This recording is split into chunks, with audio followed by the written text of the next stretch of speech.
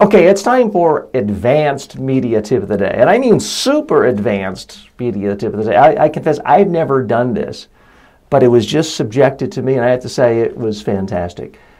Recently, I had a professional colleague, Diane DiResta, a well-known author, expert on public speaking, as a guest on my long-form audio podcast. A couple days went by, and I get a card in the mail. It's a thank you note, but it's not just any thank you note.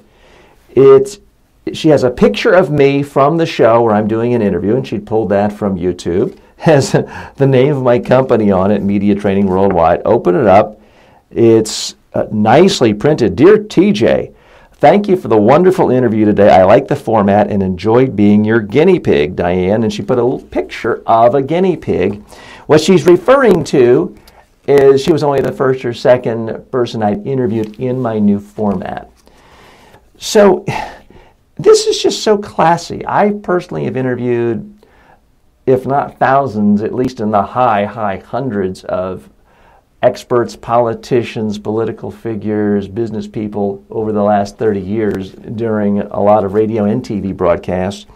I've never received a thank you note that was this thoughtful and this clever and well thought out. And I've probably only received half a dozen thank you notes in my lifetime. True confession, I don't send thank you notes when I'm on shows, and I should. Diane DiResta is a class act. This is a true act of professionalism, and it's just so memorable. The beauty of it, putting the host picture on the thank you note. Here's a little thing about talk show host. I don't care if you're Rush Limbaugh or an NPR host or a host of a podcast with one listener.